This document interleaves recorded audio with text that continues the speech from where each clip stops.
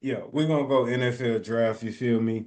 So I was reading up on the NFL draft and thumbing through like a couple like articles and like the direction teams are going.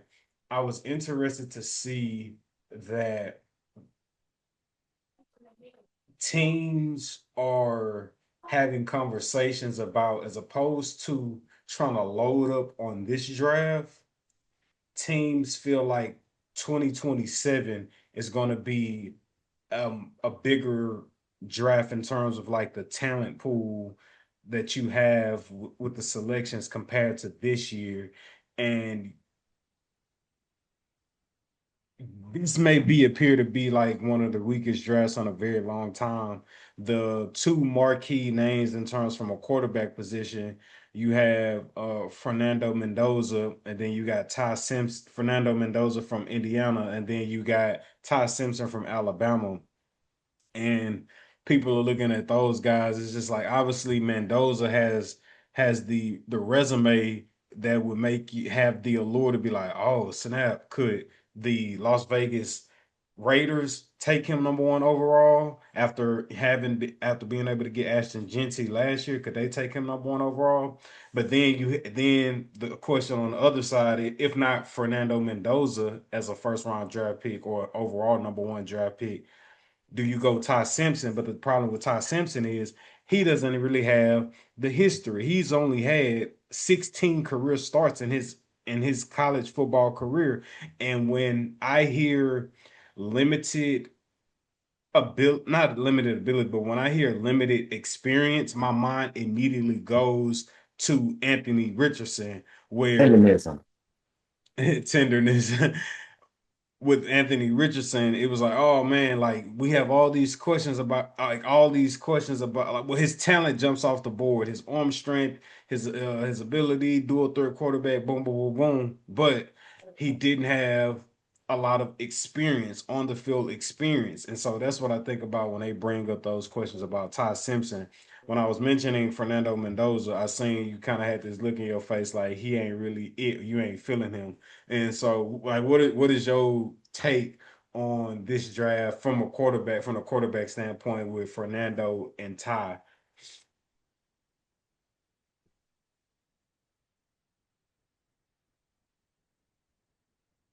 That's my take.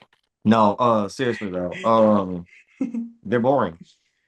You know, That's how everybody labeled this year's draft. It's boring. like they're boring. Like I'm not saying they're not going to be good quarterbacks. I can't say that much. It's just like they don't have hit the ground running vibes to them. They have okay, you give them a little bit of time, this and that. No, not that's not where the league's at right now. Like there's no time. They need people hitting the ground running. Um, especially at the quarterback position. So yeah, it's just not very exciting. Um, yeah, I mean it's just pretty much boring, dude. None of them really bring anything outstanding to the table. None of really broke any outstanding records. Other than Mendoza winning the championship for his school. But other than that, like meh.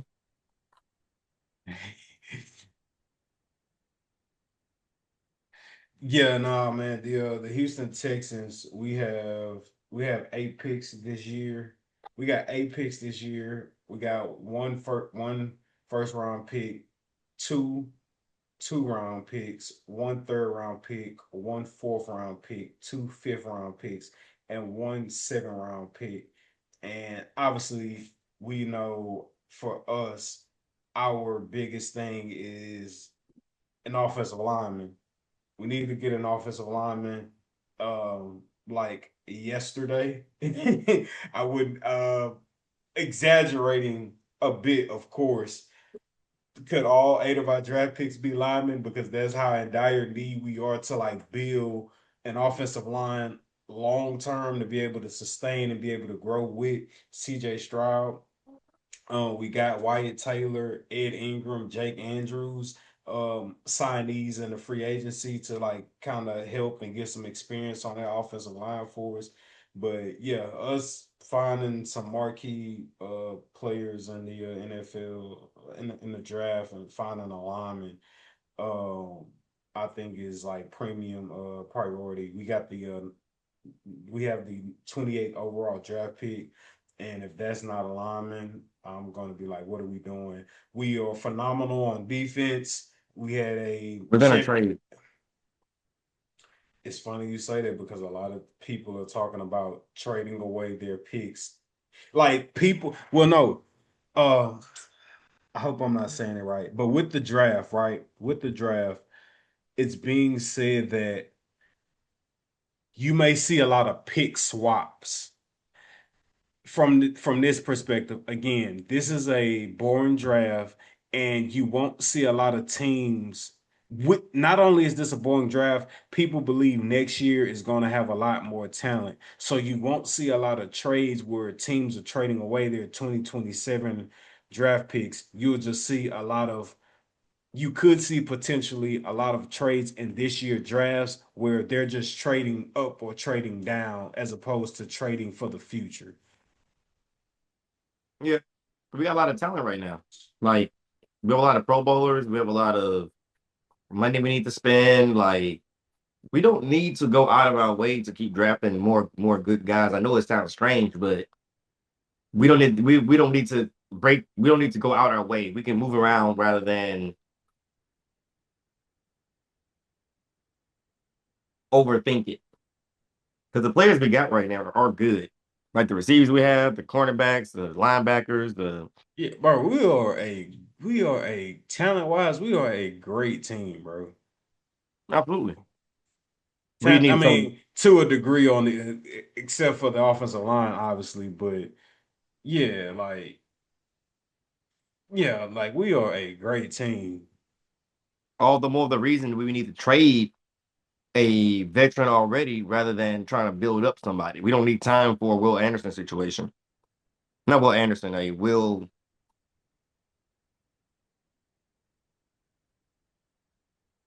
Come on now. The offensive lineman for the Patriots. Who are you talking about? The offensive lineman for the Patriots. The one who, Will Campbell. Ah, okay. Got you, You're got only you, in a got Will you. Campbell situation. So it's like, I get to draft or be invested in it, but it's like, yeah, invest in it, but be more focused on getting somebody experience. Like, we're too good for that to happen to us right now. For somebody to be so good until they get out game plan just because they haven't had enough experience. And now we're looking with like Drake. Like, oh man, why is he so much on the ground? Because your main guy, who's supposed to be one of your That Ricky, I see. I remember. Yeah, that Ricky yeah, you're supposed to talking be your about. guy is being like targeted. And that's the last thing we need. So yeah, that's how I feel about it. Yeah, man. This year's draft, I think it may be like crickets after the first round, unless there's just like some marquee trades going on. Like I say, I was interested to see that they didn't believe this draft to like that this draft is kind of just like you kind of looking over this draft like what's coming down the pipeline with 2027. You know what I'm saying? With like obviously like a Jeremiah Smith from the Ohio State Buckeyes. So yeah, man. I mean, we'll see. You know, people. There's also the conversation too, where like sometimes in the draft, right, the best player could be perceived to be a high profile defensive lineman or defensive player or a high profile quarterback. Quarterbacks you view in terms of can they game really transfer to the NFL? Yeah, maybe, maybe not. And from a defensive standpoint, you talk about like Ruben Bain from Miami and, criticizing and critiquing like, oh, well, he got short arms. Is he really going to be able to like have success in the NFL down in the trenches with short arms? But some people believe Jeremiah Love from Notre Dame to be the best player in this draft. And what's hard about that is should you take him? I mean, well, you shouldn't take him number one overall because you got Ashton Genty. But it's just like there's a situation where people believe Jeremiah Love is the best player in the draft, but because he's a running back and that position is devalued, you shouldn't waste a high draft pick on grabbing him. So it's just like, but what if you could draft him and this nigga turns out to be one of the greatest running backs of all time? You know what I'm saying? And he was at your fingertips, but you just let him slip through the cracks just because you followed or accepted this narrative that like the running back position isn't like it's you accept that like you can't take a running back too crazy high. So seeing where he ends up will be interesting. I seen some people talking about could he end up going to the New York Giants, and I was like, wow, does that mean they get rid of Scatterbo, or does that mean they a two-headed monster? Like, how do Two-headed you? monster. That's what's trending nowadays. Two-headed monsters, man. I mean, it's Yeah, always been around, but that's like the new three-pointer for running for the NFL. Like you need two good running backs. It's been different ways of doing it. Like you can have different two different people or two of the same. But yeah.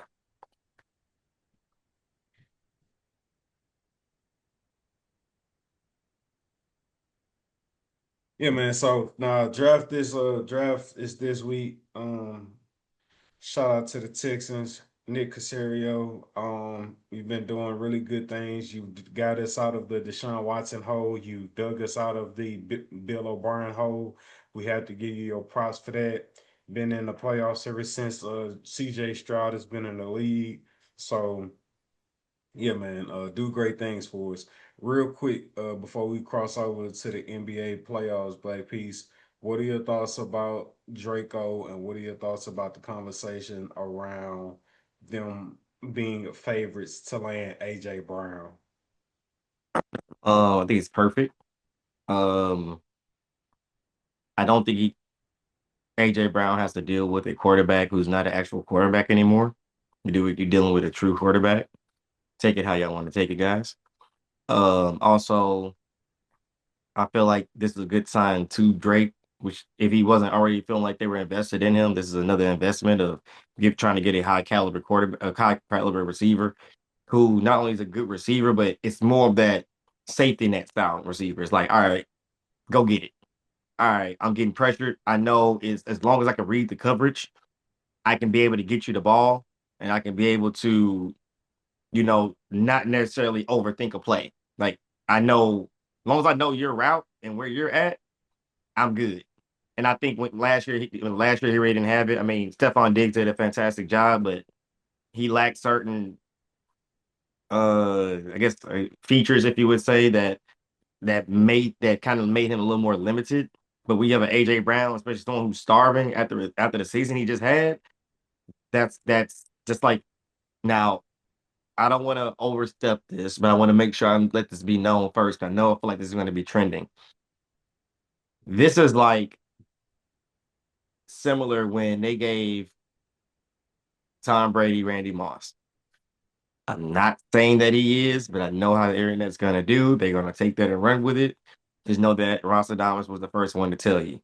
But You're that's more like, so speaking about your infatuation and appreciation and belief in Drake May having an elite receiver.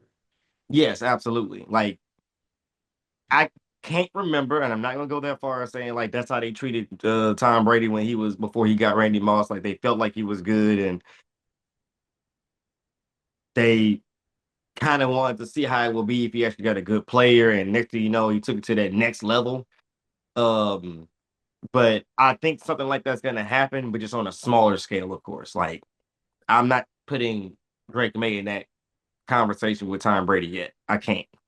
I got too much respect for the GOAT.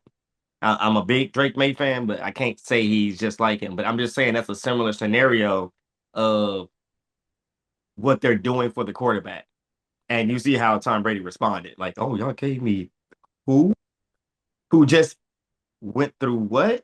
Who's been begging to not only get the ball but win, and I know how to do that. Oh yeah. So I love it. Like I said, it's a big security blanket.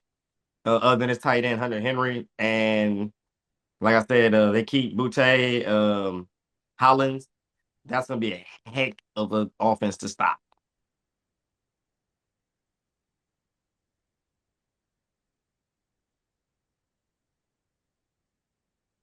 Brown Butte Holland.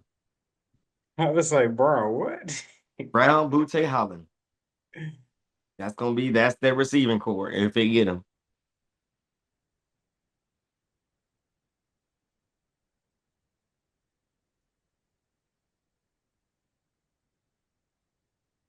That is a very scary. That's a very scary receiving core if you really think about it. Just off of like more chemistry with talent. The chemistry of Butte and Hollins, and then you throw in AJ, who's just like fiending for receive, like fiending for the ball. Now, if that Yeah, happens, yeah, man. revenge season loading. You say what season loading? Revenge season loading. And Oh, this is for like naysayer style. Honestly, I see a revenge season loading, and I hate to say this, but in a bad ending. I feel like Drake's gonna go out there and be able to show like, hey, don't y'all ever get it twisted. I am a great quarterback. I didn't have much last year. This is what you do when you give me somebody. Like you thought I was good, MF, I'm great now. So, but I think it's gonna have that same demise as Tom Brady, which is maybe the AFC championship and get knocked out by who? Maybe the Texans.